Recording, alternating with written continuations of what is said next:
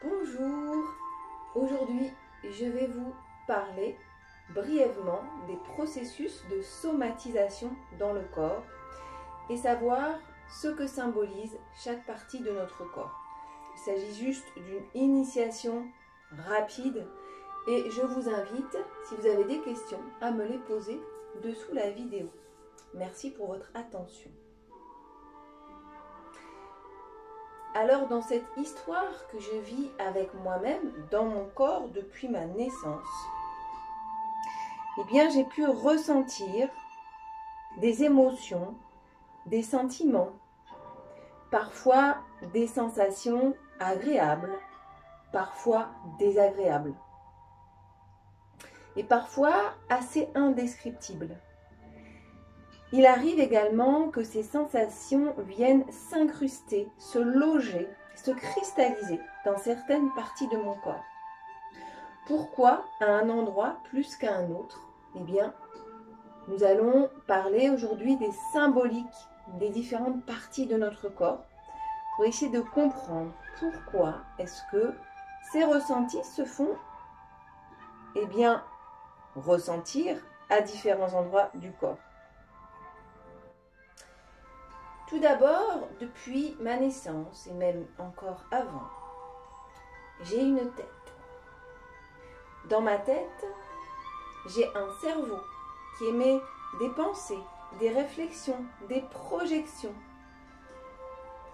Grâce à mon cerveau, je peux réfléchir, je peux mentaliser les choses, je peux conceptualiser des choses. Cette partie de mon corps est essentielle.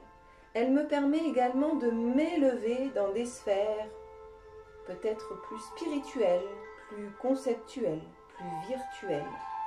Grâce à ma tête, je peux imaginer.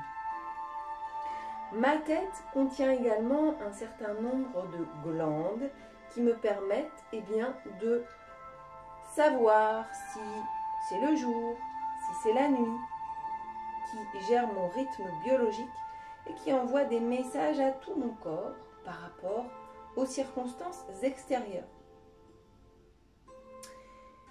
Et lorsque les messages de ma tête en direction de mon corps passent difficilement, eh bien je peux ressentir des contractions, des douleurs dans ma tête ou même dans ma gorge ou dans ma nuque. Donc cela peut être dû à un excès de mentalisation, ce qui peut nous arriver assez souvent dans notre société, où on est beaucoup plus dans notre tête que dans notre corps. Et quand je redescends dans mon corps, souvent, ces tensions disparaissent, mais parfois elles reviennent, parfois même très rapidement. Ensuite, donc, je vais avoir ma nuque, mon cou. J'ai oublié le visage avec mes yeux.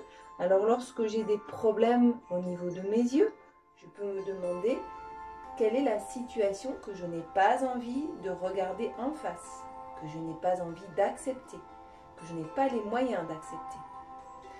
On dit souvent que les yeux sont les fenêtres de l'âme. C'est grâce à notre visage que nous exprimons nos réactions, nos émotions et un certain nombre d'expressions qui n'appartiennent qu'à nous, qui nous définissent. Nous avons ensuite donc la gorge, la nuque, cet espace intermédiaire entre ma tête qui pense et mon corps qui agit. Ça, c'est vraiment important d'intégrer ça. Au niveau de ma gorge, il se passe un certain nombre de choses. Donc, c'est à travers cet espace que je peux dire oui, accepter des choses dans ma vie, dire non, refuser, me positionner. Je peux également regarder dans toutes les directions pour voir tous les chemins qui s'offrent à moi. Lorsque ma nuque est bloquée, je ne peux plus exprimer ma propre vérité de manière juste. Et j'ai tendance à courber les chines, à me soumettre à des idées qui ne m'appartiennent pas. Quelque part, lorsque j'ai un problème de tension dans cette zone, J'ai un souci d'identité, j'ai l'impression de ne plus m'appartenir. Et j'ai du mal donc à me positionner dans la vie. Parfois également, donc, les messages entre ma tête et mon corps ont du mal à passer parce qu'il se passe trop de choses dans ma tête et je veux donner des ordres à mon corps pour passer à l'action, mais il y en a trop. Il y en a trop, alors ça fait blocage. Vous voyez, ici, il peut y avoir aussi des problèmes de cet ordre. Ensuite, je vais avoir mes épaules. Mes épaules qui me permettent de porter mes responsabilités et puis également porter ma capacité d'action. Particulièrement au niveau de l'épaule droite et tout le bras droit et notamment tout ce qui est poignet, main, c'est vraiment mon énergie d'action. Comment je passe à la réalisation de mes projets dans la matière. Mes mains, mes bras, mes mains sont le prolongement de l'énergie de mon cœur, me permettent de donner, recevoir, mais me permettent également de réaliser des choses avec mes mains, avec l'énergie de mon cœur, ou pas. Donc, ça peut aussi créer des déséquilibres. Ensuite, donc l'épaule gauche est plutôt reliée au côté affectif. Donc, quand il est bloqué, je peux m'interroger sur l'amour que je me porte à moi-même et la manière dont j'arrive à me placer dans des relations, dans le donner et le recevoir. Est-ce que ça va que dans un sens? Est-ce que je me sens lésée dans mes relations? Ensuite, j'ai tout l'espace de la poitrine qui donne également vers le dos, à l'arrière. Donc ici, j'ai mes organes vitaux dans tout l'avant du corps que je peux ici protéger en me recroquevillant vers l'avant. Mes poumons, mon cœur, qui sont mes organes vitaux de base, sans eux, je n'existe pas, je ne suis pas dans la vie, le souffle ne peut pas circuler dans mon corps. Lorsque j'ai des problèmes dans cette zone d'oppression ou bien de maladie au niveau de mes organes, je peux me demander quel espace j'accepte d'accueillir dans mon corps qui donne place à la vie, au souffle vital. Donc, si ma respiration est toute petite, resserrée, eh bien, je n'accueille pas le souffle de la vie d'une manière très accueillante, d'accord? C'est très fermé. Alors que si j'ouvre cet espace, je me donne l'autorisation d'accueillir pleinement le souffle vital à l'intérieur de moi. Ça va permettre de régénérer chacun de mes organes. Ensuite, nous avons plexus solaire, diaphragme, qui est lié à l'affirmation de soi. Comment je rayonne ma lumière dans le monde, parmi les autres. Mes organes de digestion qui me permettent de digérer à la fois mes aliments, mais également mes émotions. Lorsque je digère mal, je peux me demander, est-ce qu'il y a un événement, une situation qui a réveillé quelque chose de fragile en moi et que je ne digère pas au niveau émotionnel. Évidemment, il faut aussi se poser la question des aliments. Est-ce qu'il y a des aliments que j'ingère qui ne me conviennent pas? Les deux sont toujours liés, le corps et l'émotionnel. Et c'est en agissant sur l'un qu'on agit sur l'autre et vice-versa. Et en fait, on ne peut pas les dissocier. On ne peut pas dire je vais juste agir sur mon mental et mon corps va aller mieux. Ça n'existe pas. Une fois que le problème est intégré dans le corps, eh bien, il faut agir à la fois sur le corps et sur l'esprit. Ok? Ensuite, nous avons la colonne vertébrale qui est ma structure, la structure sur laquelle je m'appuie. Donc le bassin qui est lié à la notion d'ancrage, mais également de pouvoir. C'est comment j'assois mon pouvoir dans la vie. Il est également lié aux ancêtres, à ma lignée. Pouvoir de création dans le bas du ventre, donc de procréation ou de création. Qu'est-ce que je crée dans ma vie? Est-ce que j'arrive à créer, à être créateur de ma vie, ou est-ce que je subis? Est-ce que je suis des modes d'emploi qui ne me conviennent pas? Ou est-ce que vraiment je suis à l'origine des créations de ma vie, de mes projets de vie? Est-ce que je m'autorise à exprimer pleinement ma créativité? Donc le bassin ici, donc également lié au plaisir, à la notion de plaisir. Est-ce que je m'empêche? Est-ce que je me sens coupable de ressentir le plaisir? Et évidemment, bas du ventre, le bassin, c'est lié également à la sexualité. Et donc toujours cette notion d'ancrage de comment j'assois ma vie dans le monde et au milieu des autres. Sensation aussi de sécurité. Est-ce que je me sens assez en sécurité à l'intérieur de moi-même et dans ma vie pour avancer dans la vie sereinement? Donc si j'ai un problème de sécurité, ça peut me créer des problèmes de douleur dans le bas du dos. Et si j'ai des problèmes de respect de moi-même, d'amour de moi-même, ça va plutôt se situer dans le haut de la colonne vertébrale. Est-ce que j'ai toujours l'impression de sentir, de vivre des situations de trahison où je ne me sens pas respectée, où je ne suis pas bien assise dans ma structure, dans ma colonne vertébrale? Donc quand on dit je suis bien dans ma colonne vertébrale, c'est-à-dire j'érige ma colonne vertébrale, la posture de mon corps tout entier entre la terre et le ciel. La colonne, elle n'est pas faite pour être sur le côté, mais elle est faite pour s'ériger, partir de la terre et s'élever vers le ciel. Donc telle est la structure de l'être humain, d'accord? La direction de son corps. Ensuite, nous avons nos jambes qui nous servent à avancer, à faire un pas et puis un autre, aller loin, aller plus ou moins loin. Et également nos chevilles, donc les genoux qui gèrent beaucoup nos rapports à autrui, d'accord? Est-ce que je me soumets dans mes rapports aux autres ou est-ce que j'arrive à trouver un équilibre? Voilà. Et les chevilles qui représentent quelle direction je vais donner à ma vie. Est-ce que je pars à droite? Est-ce que je pars à gauche? Est-ce que je vais dans la diagonale? Est-ce que tiens, j'ai besoin de faire un retour en arrière? Si je vais toujours en arrière, ça va être compliqué dans ma vie. Donc, parfois, je peux avoir des douleurs, des blessures dans les chevilles qui m'interrogent sur des prises de décision que je n'ai pas faites encore, qui sont en train de se faire, sur la direction que je donne à ma vie. Est-ce que j'ai besoin de m'inscrire à une formation pour m'enrichir et pour donner une nouvelle impulsion à ma vie, à mes prochains projets professionnels, etc. Est-ce que là, ce que je vis en ce moment, ça ne me convient pas du tout? J'ai besoin de déménager, j'ai besoin de prendre une autre direction à différents niveaux. Et de manière générale, tout le bas du corps représente l'ancrage, le lien à la terre, le lien à la matière. Comment est-ce que j'arrive à m'ancrer dans ma vie, à m'incarner dans mon corps, à accepter la matérialité? C'est-à-dire que l'être humain n'est pas fait que d'idées, ça n'est pas possible. Nous avons un corps qui est matière et nous sommes reliés au monde de la matière à travers ce corps, à travers ce que nous sommes venus vivre sur cette terre, dans cette incarnation.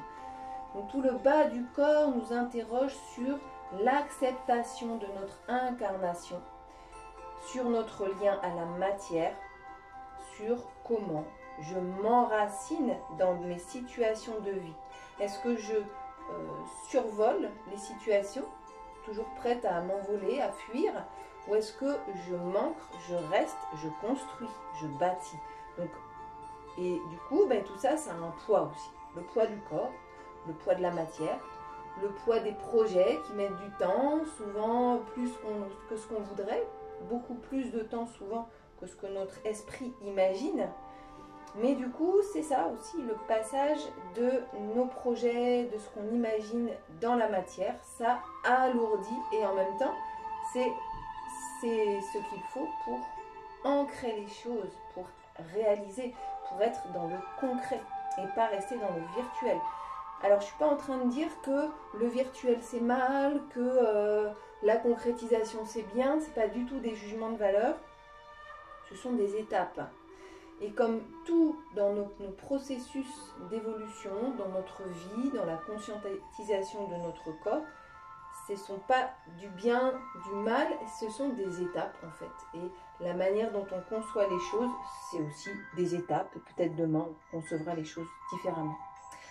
Donc voilà, je vous ai fait en gros la présentation des symboles de notre corps, sans rentrer dans les détails, je pourrais aller beaucoup plus loin. Et maintenant, eh bien, comment est-ce que on peut être amené à interagir, à agir, à interférer sur le processus de nos émotions dans notre corps pour éviter de trop en souffrir. Alors d'abord, est-ce que c'est possible de ne pas en souffrir? Non. Les émotions sont là pour nous bousculer. Donc c'est important de l'accepter parce que toute notre vie sera une série de bousculements. Voilà, et c'est comme ça aussi qu'on atteint des étapes dans la vie. Donc il ne faut pas renier, repousser les émotions difficiles parce qu'elles sont constitutives de nos étapes de vie, de nos évolutions. Donc, c'est important d'intégrer cela pleinement. Maintenant, ça ne veut pas dire que parce que j'accepte d'avoir des émotions difficiles, désagréables, ça ne veut pas dire que j'accepte de vivre en permanence dans ces émotions et de les entretenir, de les nourrir, ou bien de ne pas chercher justement à ne pas leur laisser tout l'espace. Comment est-ce que je fais pour ne pas donner tout l'espace aux émotions désagréables et difficiles? Eh bien, il n'y a pas un mode d'emploi. Par contre, chacun doit, et je pense que c'est nécessaire, trouver sa manière à lui d'agir sur toutes les dimensions de son corps, c'est-à-dire son mental, son lien avec les rythmes de la nature, sa dimension de l'action, le passage à l'acte, comment je construis ma vie, quelle direction je donne à ma vie, et donc toutes les dimensions également d'ordre physique matériel, d'ordre de prise de décision, d'ordre également énergétique et émotionnel. Donc ça, c'est comment est-ce que les mouvements s'inscrivent dans mon corps. Tout ça, c'est invisible. C'est difficile de mettre des mots dessus parce qu'on ne le voit pas, on ne comprend pas tout, mais c'est nécessaire cependant d'y mettre des mots, d'avoir un regard dessus, peut-être de d'écrire, sans forcément être dans une recherche de discours objectif. J'ai ressenti ça parce que ça, machin. Non, je pense que je fais un rapprochement. On est dans du subjectif, on est dans l'invisible. Mais ce qui est important, c'est de ne pas oublier une partie de notre corps, de notre être en fait. Le corps, matière, qui est visible et palpable, et tout ce qui est invisible. Mon cerveau, mes pensées, ce que j'imagine, mon mental, mes croyances, mes émotions, mon énergie, ce qui m'anime, comment le souffle se répartit dans mon corps, tout ça c'est l'invisible. Et c'est important de traiter tout ça en fait.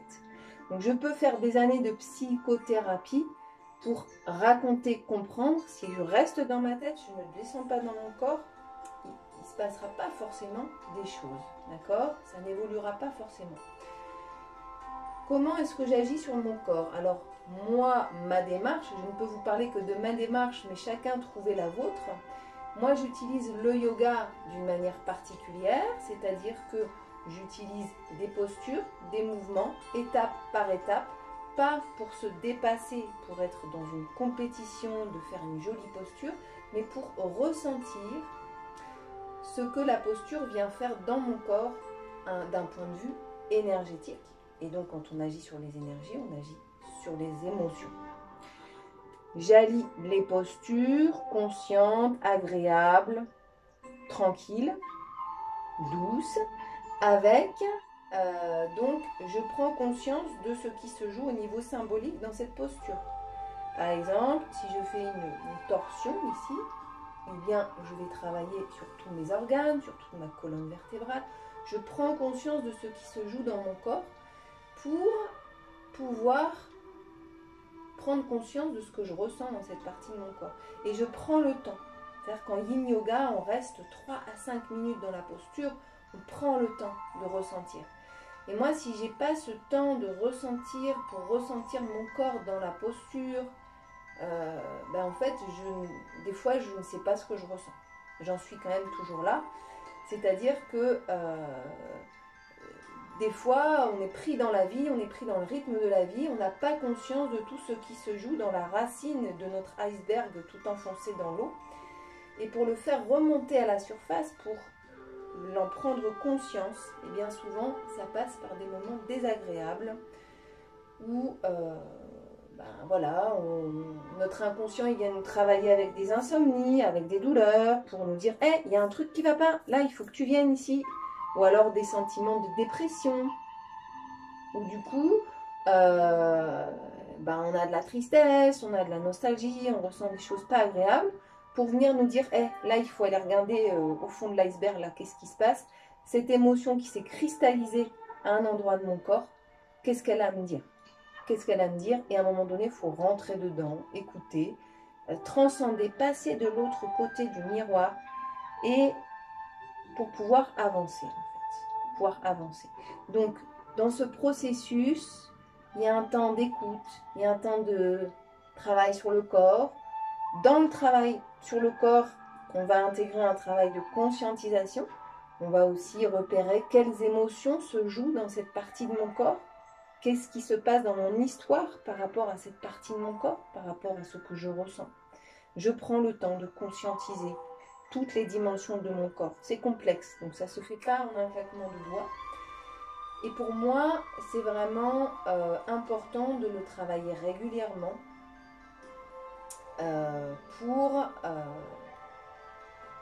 pour s'auto-éduquer en fait à ressentir et à comprendre nos processus qui sont toujours complexes et toujours aussi personnels.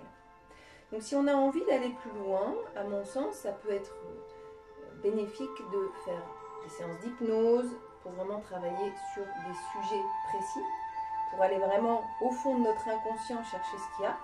Il y a plein de pratiques comme la kinésiologie qui agit à la fois sur la psychologie, sur l'énergétique et sur le corps. On peut lire dans le corps en fait, en fonction des faiblesses et des tensions des différents muscles, l'histoire du corps en fait, notre histoire.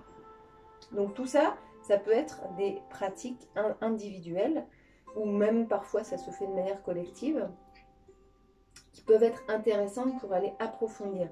Mais ces pratiques, en tout cas moi, mes pratiques sur le corps, yoga, visualisation, respiration, qu'est-ce que je ressens, je conscientise, etc.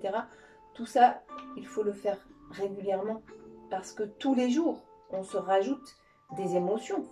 Tous les jours, on vit des choses. Donc tous les jours, il y a des choses à conscientiser. Donc même si c'est 5 minutes, 10 minutes, on n'a pas le temps d'y consacrer le même temps tous les jours, parce que être dans l'action, c'est aussi essentiel à notre épanouissement, pour nous réaliser, à notre accomplissement. Mais en tout cas, y passer un peu de temps chaque jour, se recentrer, revenir à soi. Et plus on le fait, et plus on va arriver à détecter les choses avant qu'elles ne prennent beaucoup d'ampleur. Voilà ce que je voulais vous dire aujourd'hui, j'espère que ça a été clair. J'aimerais que vous me fassiez des commentaires sous la vidéo pour que je sache est-ce que vous avez envie d'approfondir certains sujets. Est-ce que j'ai été claire? Est-ce qu'il y a d'autres choses que vous avez envie de savoir sur ces sujets? Donc c'est vraiment une grande introduction et c'est mon point de vue. Il y a plein de livres qui ont été écrits sur ce sujet. Il y a plein de façons de l'aborder. Donc voilà, c'est la mienne.